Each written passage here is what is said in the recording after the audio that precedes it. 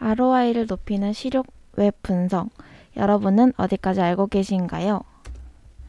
저의 발표 목차는 마케팅 트렌드와 성과 기반 마케팅에 대해서 먼저 설명한 후 웹 분석 방법으로 진행하도록 하겠습니다. 먼저 ROI라는 개념에 대해서 아는 것이 중요하겠죠? ROI는 Return on Investment의 약자로 투자 대비 효과라는 뜻입니다. 얼마나 돈을 벌었느냐 하는 순이익을 계산할 때 사용되는 수익성 지표라고 이해하시면 될 것 같습니다. 먼저 ROI라는 개념에 대해서 안 후에는 본격적으로 웹 분석에 대해서 설명하기 전 웹 분석이 왜 중요한지에 대해서 알아야 합니다. 이 책의 저자는 이를 마케팅 트렌드의 변화로 설명하고 있습니다.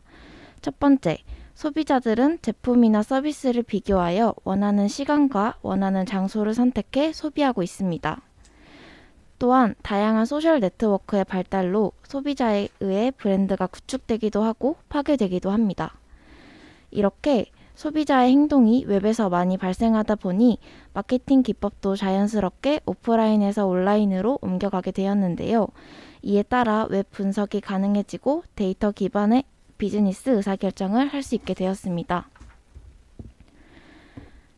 또한 기존의 텍스트 위주의 컨텐츠를 넘어 풍부한 정보를 담고 있는 컨텐츠인 리치 미디어가 다양해지고 있어 앞으로 웹 분석의 중요성은 더더욱 커질 것입니다.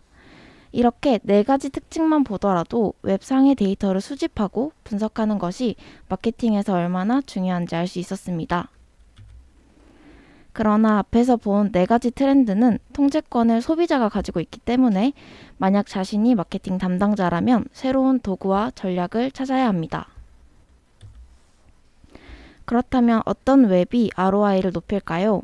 한눈에 봐도 예쁘고 사용성이 편리한 앱이 ROI를 높일까요? 이 책에서는 성과 기반의 의사결정을 통해 웹을 발전시킬 때 비로소 ROI를 높일 수 있다고 말합니다.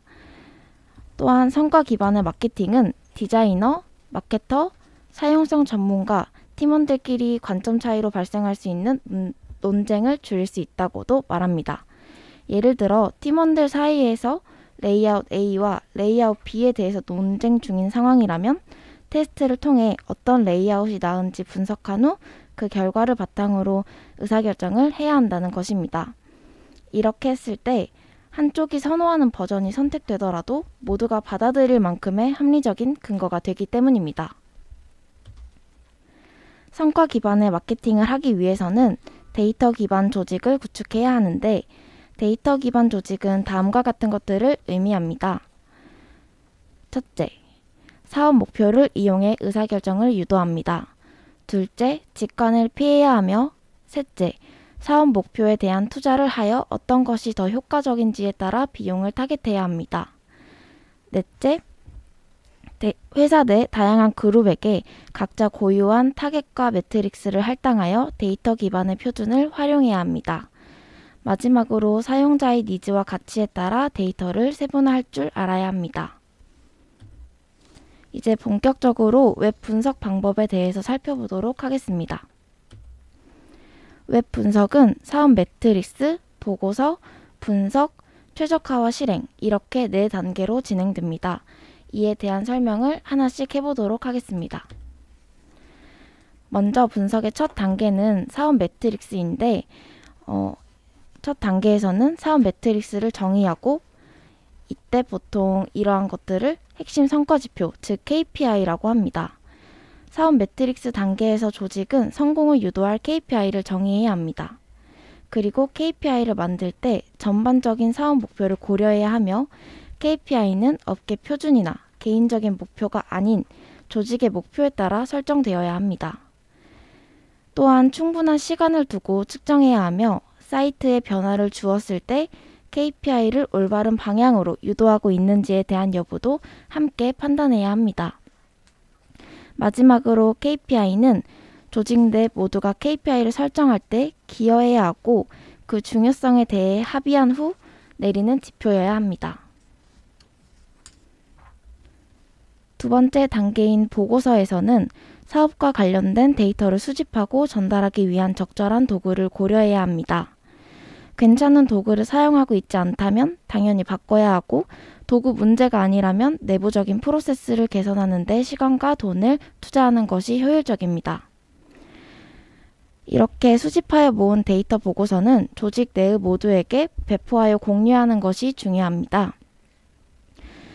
웹에서 수집할 수 있는 데이터에는 행동 데이터, 행태 데이터, 경쟁관계 데이터, 부수적인 데이터 유형이 있는데요. 행동 데이터는 방문자가 사이트에서 무엇을 하고 있는지 알려주는 데이터입니다. 어떤 링크를 클릭하는지, 어떤 페이지를 가고 어떻게 유입이 이루어졌는지를 포함합니다. 이렇게 행동 데이터를 이용해 문제를 구분한 다음 행태 분석을 해야 합니다. 행태 데이터는 방문자가 어떠한 행동을 왜 하는지 알려주는 데이터로 설문조사, 추가적인 이메일, 고객 세션, 고객 의견 등록을 통해 알 수 있습니다. 경쟁관계 데이터는 경쟁사의 성과를 통해 얻어지는 데이터입니다. 물론 경쟁사 사이트를 절대로 자사 사이트만큼 정확히 측정할 수는 없으나 아이디어를 떠올리는 일부터 고객이 브랜드에 어떻게 반응하는지까지는 이해할 수 있습니다. 부수적인 데이터 유형은 사업에 도움이 되는 나머지 데이터들을 포괄합니다. 여기에는 고객 데이터, 거래 데이터, 콜센터 데이터, 사용성 벤치마킹 등이 포함됩니다. 세 번째 단계인 분석에서는 보고서 단계에서 수집한 데이터가 사업에 어떤 의미를 지니는지 판단해야 합니다. 즉, 구매 프로세스 분석이나 캠페인 도달 페이지의 효과 측정 등 다양한 분석 기법을 통해 개선할 수 있는 기회를 찾고 기회에 대한 금전적 가치를 부여하여 우선순위를 조정하는 과정을 거쳐 의사결정을 해야 합니다. 이 책에서는 사이트 성과를 분석하는 아주 다양한 방법이 나오는데요. 그중 JAAJ 이탈률에 대해서 설명하겠습니다. 이 이탈률은 특정 페이지에서 사이트 이탈을 뜻합니다. 이 측정 방식을 이용한다면 고객들의 불만을 측정하여 활용할 수 있습니다. 또한 행태 설문조사와 함께 이 정보를 관찰한다면 홈페이지 성과 개선과 사이트 방문자를 컨텐츠에 더 많이 유도하는 데 어떤 일이 필요한지를 판단할 때 도움을 줄 수 있습니다. 네 번째 단계인 최적화와 실행에서는 분석의 근거를 두고 실행하는 단계입니다. 분석 결과를 이용해 사이트를 최적화하지 않으면 분석에 들인 노력만큼 눈에 띄는 변화를 보지 못할 것입니다. 웹 분석 테스트로는 A/B 테스트, ABN 테스트, 그리고 다양한 변형 테스트가 있습니다. A/B 테스트는 한 요소의 두 가지 변수에 대해 통계적으로 절대적인 정확도를 분석할 때 활용되고, ABN 테스트는 AP 테스트와 거의 비슷하지만 단일 요소를 테스트하고 싶을 때 쉽지만 버전이 여러 가지일 때 이용합니다. 다양한 변형 테스트는 같은 페이지에 다양한 요소를 테스트하고자 할 때나 여러 테스트를 하기에 시간이 부족할 때 이용합니다. 다만 이 테스트에서는 통계적인 정확도가 동향 파악에 비해 별로 중요하지 않을 때 이용하는 것이 좋습니다.